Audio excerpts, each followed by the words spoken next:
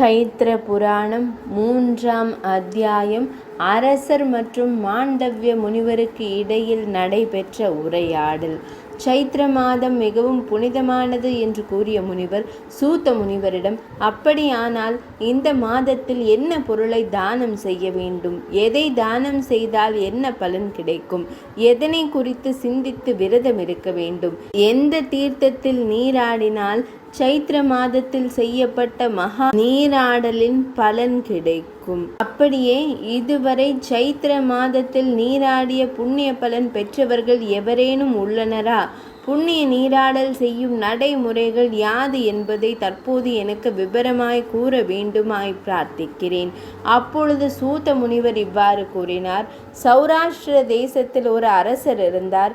அவர் பரம தர்மவான், அனைத்து சாஸ்திரங்களையும் அறிந்தவர், எப்பொழுது என்ன செய்ய வேண்டும் என்பதை பரிபூரணமாக உணர்ந்தவர், புண்ணியம் மற்றும் கீர்த்தியை பெற்றுக்கொள்வதில் வல்லவர், அனைவரும் அதனை பெற்றுக்கொள்ள வேண்டும் என்று எண்ணுபவர். அவரின் மனைவி மிகுந்த திருப்தியுடையவள். பெயர் சந்திராவதி.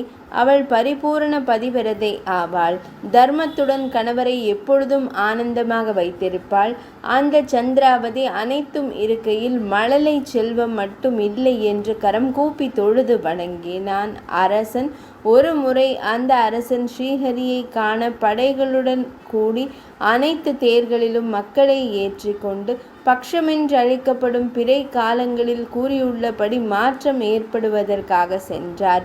பகவான் ஸ்ரீஹரியை கண்டு அவரிடம் உரையாடி நல்ல கீர்த்தி மற்றும் உத்தமமான மிகவும் நல்ல பலனை பெறுவதற்காக வேண்டி நின்றார்.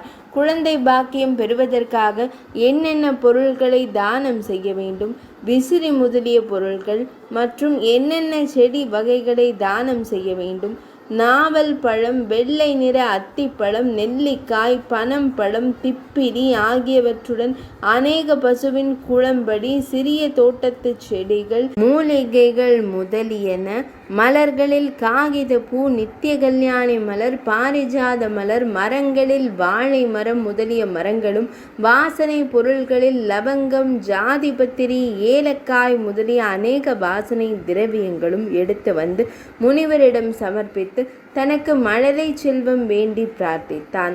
அநேக வணக்கங்களை சமர்ப்பித்து எல்லாம் ஆரண்யமான காட்டிற்கு எடுத்து வந்து சமர்ப்பித்து வேண்டி நின்றான் மன்னன். அதுபோலவே உலக நன்மைக்காகவும் பிரார்த்தித்தான். மிகுந்த உற்சாகத்துடன் முன்னேறி சென்ற அரசன் நிம்மதியாய் விந்திய மலையின் உச்சிக்கு சென்றான்.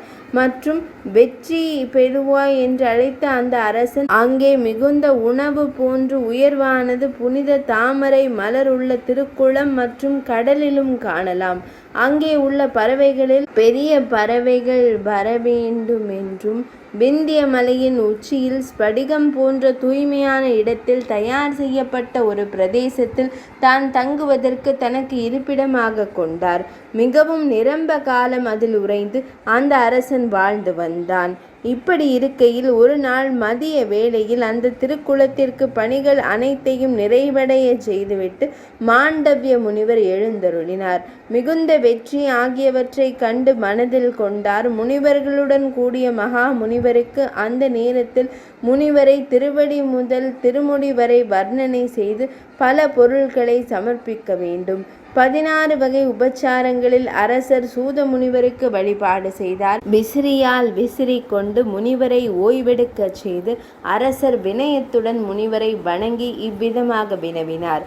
மரியாதைக்குரிய முனிவரை, தாங்கள் எங்கிருந்து இங்கு வந்தீர்கள், தற்பொழுது இங்கிருந்து எங்கு செல்கிறீர்கள் என்று அரசர் முனிவரிடம் விசாரித்தார்.